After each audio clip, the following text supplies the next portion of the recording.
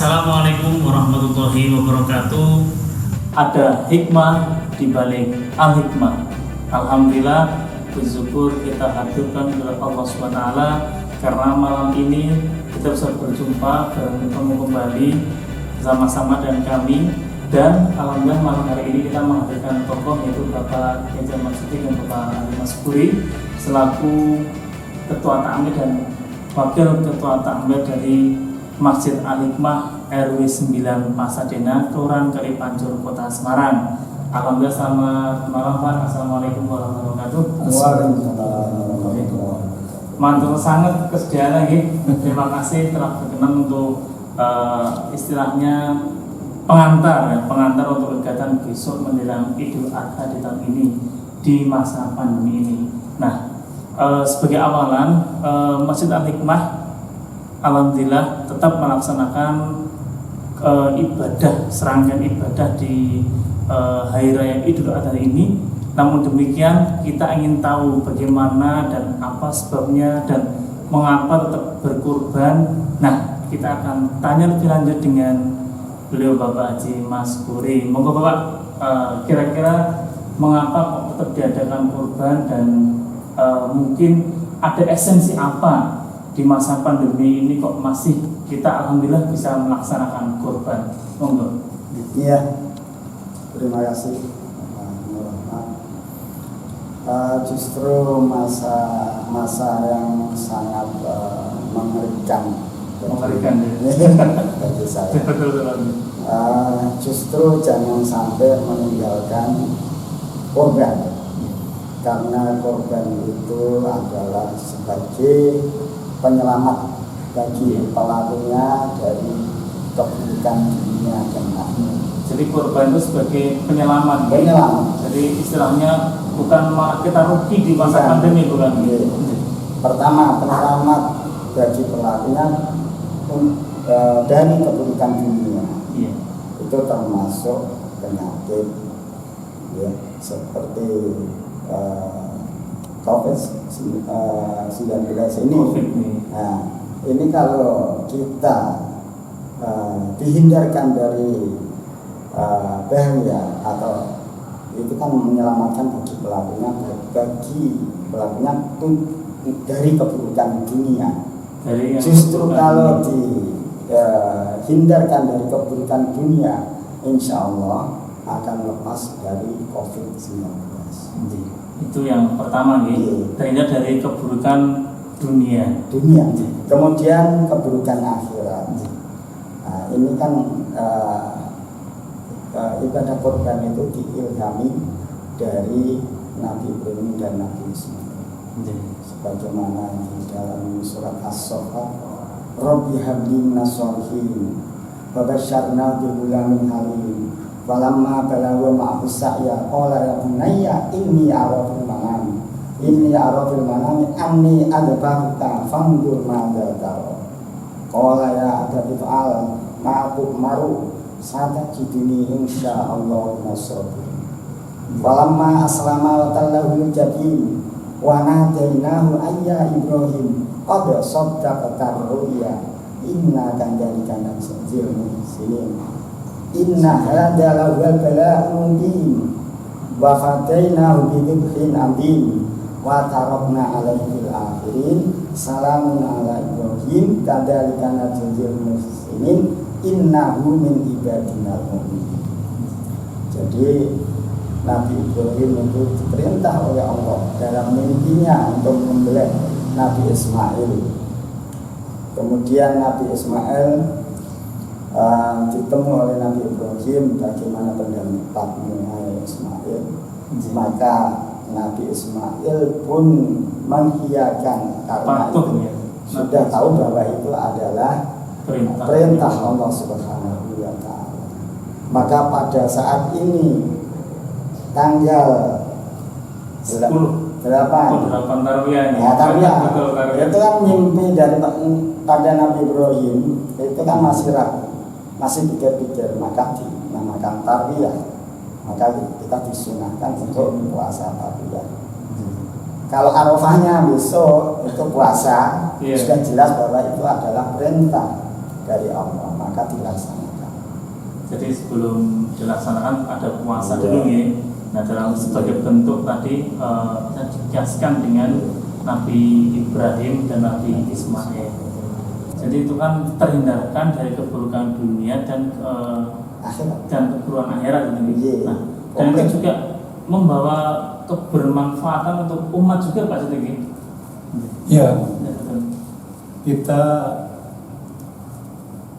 maklum ya, kita merasakan bagaimana kondisi masyarakat sekarang ini, terlebih dengan masih kurma, ya masih suasananya masih pandemi COVID-19, di mana banyak masyarakat utamanya di kalangan menengah ke bawah ini betul-betul merasakan dampaknya.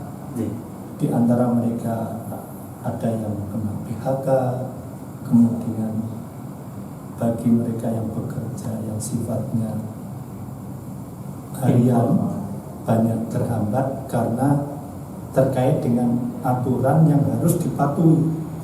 Contoh misalnya di pasar itu pun sekarang juga tidak boleh bebas bagaimana. Sebelumnya mereka harus diatur pakai masker, jaga jarak, dan selalu cuci tangan. Itu di pasar ya, harus jaga jarak. Apalagi misalnya yang menyangkut kegiatan-kegiatan kemasyarakatan.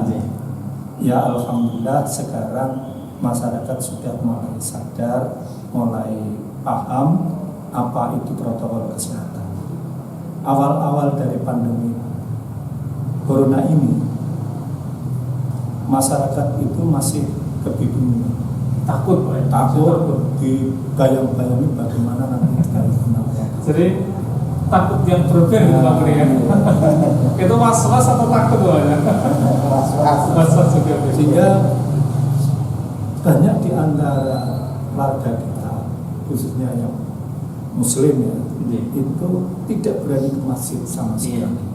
Padahal sesungguhnya tidak harus demikian.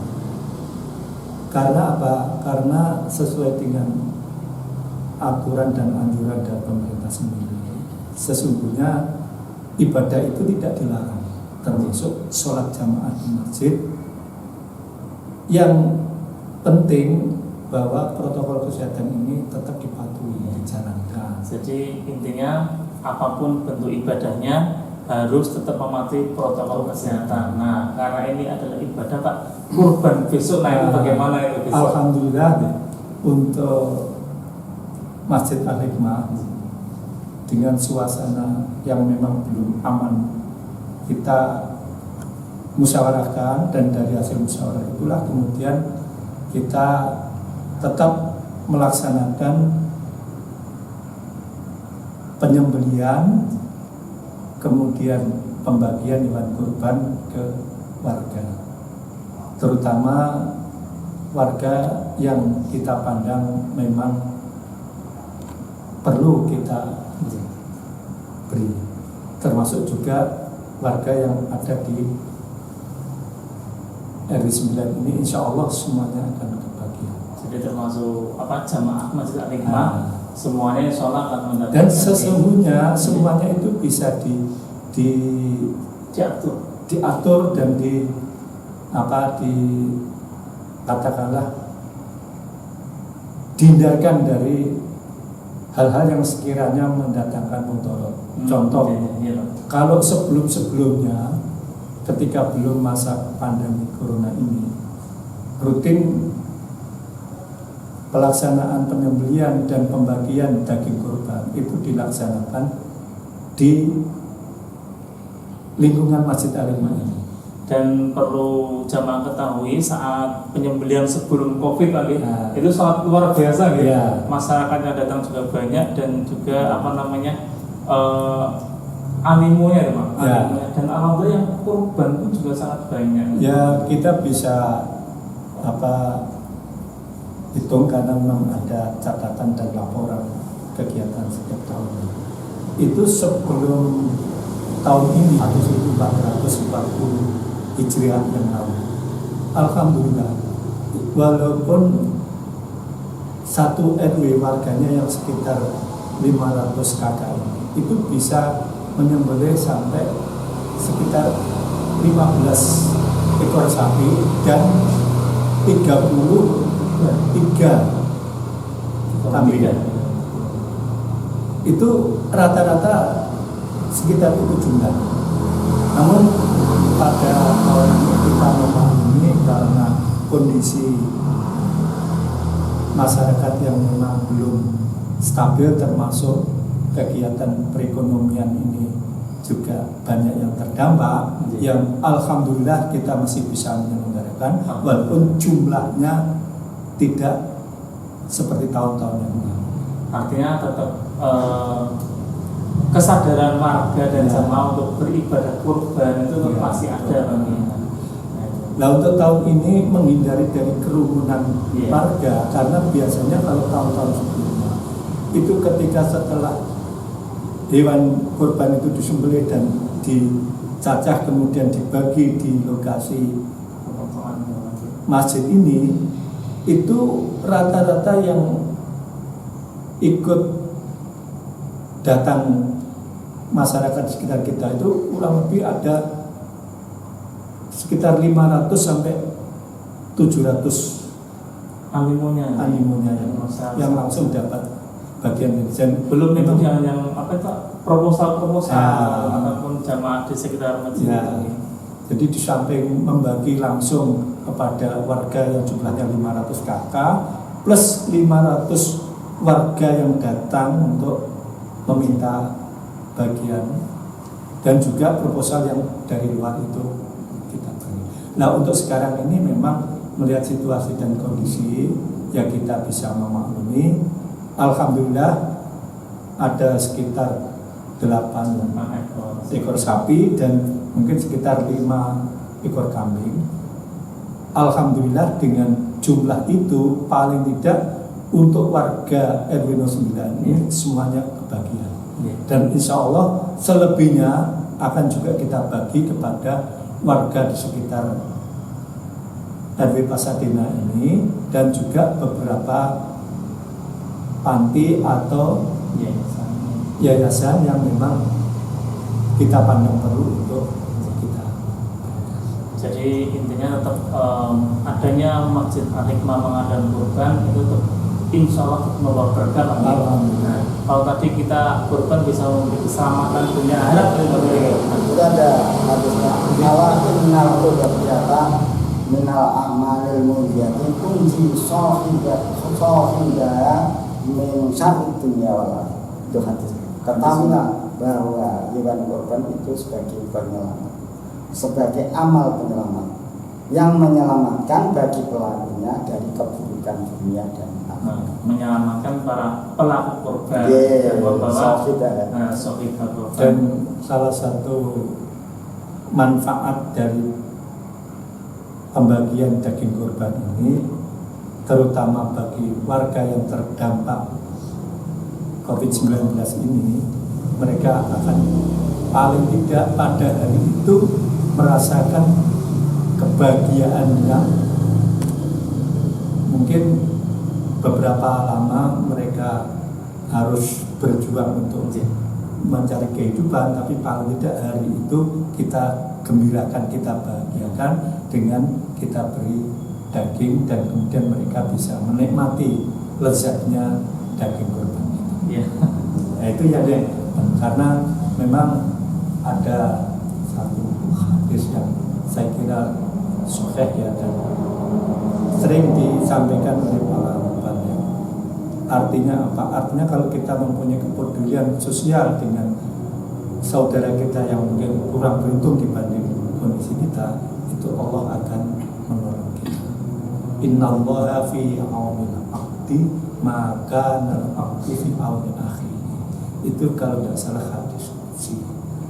Jadi Allah akan memberikan pertolongan kepada kita sepanjang kita punya kepedulian menolong kepada saudara-saudara kita yang mungkin terkena dampak dari COVID-19 ini, sehingga mereka kena PHK, kemudian sulit untuk memenuhi kebutuhan hidupnya, paling tidak hari itu ketika mereka menerima daging kurban itu, dia akan merasa senang dan bahagia. Alhamdulillah. Jadi benar-benar sungguh kebermanfaatan yang luar biasa bagi, dan tetap itu semua kan harus dilaksanakan dengan yang namanya mempertahankan protokol kesehatan. Pasti. Pasti. Jadi nanti teknisnya pemotongan itu kita laksanakan di luar lingkungan masjid, dan ada satu tempat yang memang di situ steril dari kerumunan masyarakat, dan memang ada tenaga yang sudah profesional dengan krunya itu saja yang beraktivitas untuk memotong sampai kemudian mencacah dan menimbang, dan kemudian setelah siap diedarkan baru nanti ada beberapa petugas dari panitia Masjid Al-Hikmah ini yang akan langsung menyampaikan kepada setiap warga yang memang mereka dipandang untuk berhak menerima daging kurban. Ya. Dan tentunya semua warga RW 9 insya Allah Alhamdulillah selama ini, dan insya Allah tahun ini juga akan semua kebagian daging kurban. Dan yang terpenting protokol kesehatan itu tetap kita laksanakan, kita jaga, artinya tidak akan ada kerumunan. Kemudian tenaga yang melaksanakan kegiatan pemotongan, pencacahan sampai kepada penimbangan itu adalah tenaga khusus, kru yang memang sudah profesional. Jadi sudah ahlinya, Dan untuk kebersihannya juga selalu kita perhatikan dan kita jaga. Jadi alhamdulillah jemaah Masjid Al-Hikmah ini tetap mengadakan kurban dan tetap menjaga kebersihan. Nah mungkin Pak Masuli bisa menambahi terkait dengan kebersihan dan bagaimana untuk Pak. Memang kebersihan itu tidak hanya sekarang, sejak zaman Rasulullah sangat dianjurkan untuk hidup yang bersih, ya. Sampai kita semuanya diatur, mau sholat harus berwudu lebih dahulu, wajib. Kemudian ada entah itu hadis awal Pak Yai an-nadhafatul kalimah. Berarti secara tidak langsung itu kebersihan sudah kita lakukan kita. Berwudu itu mungkin bentuk kebersihan juga Pak. Kebersihan juga. Dan satu menghindarkan dari penyakit juga. Satu hal yang mungkin kita baru menyadari betapa ajaran Rasulullah itu sangat-sangat perhatian dalam menjaga kesehatan. Salah satu, setiap kita berwudu itu disunahkan berkumur. Kan kita tahu bahwa mulut kita ini mungkin banyak ketika habis makan tidak kita bersihkan. Nah Rasulullah sangat menganjurkan itu untuk bersiwak. Kalau istilah sekarang ya sikatan. Dan kemudian salah satu yang selalu dianjurkan setiap wudu kita untuk menghirup air, untuk kita masukkan ke hidung sampai setelah isyraq. Dan itu kalau dilaksanakan sebelum kita wudu, insya Allah kuman yang masuk melalui rongga hidung kita itu akan keluar. Dan dengan itu insya Allah terjaga kita dari segala wabah dan kuman yang ada, termasuk masuk ini yang corona ini, insya Allah terjaga dari itu. Hanya masalahnya seringkali kita kurang perhatian untuk kita laksanakan. Kita seakan-akan menganggap itu kan sunnah, tapi sunnah yang sangat baik untuk kita jaga. Jadi, termasuk ya Mas, salah satu keistimewaan kenapa sahabat Bilal Ar-Rabah itu suaranya istimewanya, orangnya masih hidup tapi tagline-nya atau sandalnya itu sudah di surga. Sampai-sampai Rasulullah kemudian memanggil, apa yang kamu amalkan wahai Bilal? Dia bilang sama Rasul, ya Rasul, saya selalu menjaga wudu-wudunya. Jadi setiap saya batal langsung wudu dan sholat sunat 2 rakaat. Dan dengan itu dia mencapai satu derajat yang sangat istimewa, di mana orang yang masih hidup itu sandarnya sudah di surga. Artinya apa? Jaminan bahwa Bilal Rabah ini nanti menjadi ahli surga. Karena apa? Karena selalu menjaga wudu. Selalu menjaga wudunya. Jadi beliau itu setiap batal wudu dan setiap habis wudu kemudian sholat sunat 2 rakaat. Nah, Syukur wudu. Nah, ini yang mungkin bisa kita jadikan sebagai pelajaran. Andai kita budayakan itu, insya Allah kita bebas dari segala wabah dan artinya tetap kita laksanakan dan termasuk ketentuan-ketentuan yang dianjurkan pemerintah lainnya gitu. Usaha dohir dan usaha batin gitu. Nah, kembali ke korban ya, Nah, karena besok ini sudah mendekati Pak, sudah mendekati pelaksanaan sholat Idul Adha, kemudian penyembelihan hewan korban. Nah, mungkin sebelum kita menutup acara pada malam ini ada penutup dari Bapak, kesimpulan dari Pak Sudri dan Pak Mas Guri terkait untuk korban besok. Sebentar saja biar jamaah tetap yakin dan mantap untuk tahun depan tetap ada kerentek atau niatan untuk berkorban seperti itu. Monggo. ya artinya kita sebagai hamba Allah mensyukuri atas nikmat dan karunia yang kita telah terima. Karena sebagaimana dalam surat Al-Kautsar Allah mengatakan inna a'tayna al-kautsar fasholli li rabbika wanhar inna syani'aka huwal abtar. Jadi betapa Allah memberi rezeki, memberi karunia, memberi kenikmatan yang tidak terhingga. Kadang-kadang kita lupa semua itu. Nah, korban ini sebagai rasa syukur dan sekaligus mengikuti sunnah Rasul. Jadi korban itu kalau memang kita diberikan kelonggaran rezeki, kenapa tidak setiap tahun kita laksanakan? Jadi korban adalah ungkapan rasa syukur yang wajib kita istilahkan sampaikan ya. Syukur jadi faham mungkin nikmat rabbika hadis sebagai untuk syiar untuk agar Islam semakin bisa membawa rahmatan lil alamin. Monggo Pak Mas Guri.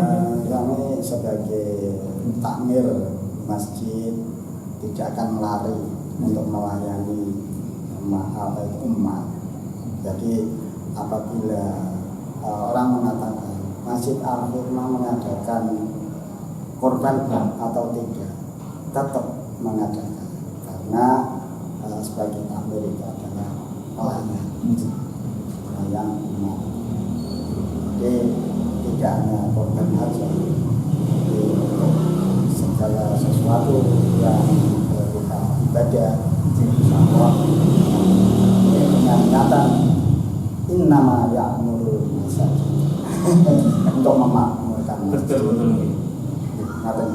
Ya alhamdulillah, walaupun selama masa pandemi Masjid Al-Hikmah tidak pernah ditutup pintu gerbangnya, jadi tetap terbuka bagi warga, khususnya warga RW 9 untuk sholat maupun beribadah di dalam masjid, termasuk tadarus Al-Quran. Dan insya Allah sholat Idul Adha nanti juga kita akan laksanakan. Namun karena mengingat animo yang besar dan masjid terbatas karena harus ada jarak, maka kesepakatan dari takmir untuk dilaksanakan di lapangan terbuka Candi Berlian. Insya Allah dengan lapangan yang luas kurang lebih 25 meter kali 25 meter itu bisa menampung sekitar 500 sampai 700 warga dengan tetap melaksanakan protokol kesehatan. Nah itu yang harus kita syukuri. Jadi terima kasih jemaah. Alhamdulillah tadi kita sudah bincang-bincang dengan Pak Siddiq dan Pak Mas Guri terkait dengan runtutan acara besok di peringatan Hari Idul Adha. Tentunya tetap menjaga kesehatan, jaga jarak, protokol physical distancing dan tetap mengikuti protokol COVID-19. Nah, insya Allah kurban sebagai bentuk rasa syukur kita sebagai hamba Allah akan semakin meningkatkan kita bahwa itu adalah salah satu daripada lezatnya nilai ketakwaan yang bisa kita nikmati dan semoga bisa membawa kebermanfaatan untuk kita menjadi insan yang bertakwa. Amin ya robbal alamin. Jadi terima kasih Pak Zain, terima kasih Pak Menteri. Semoga semua bisa istilahnya ini satu jalan daripada kita di Medan bisa membawa hikmah di balik al-hikmah gitu ya. Jadi terima kasih kami dari kru Nur Rahmat dan Mas Fuad.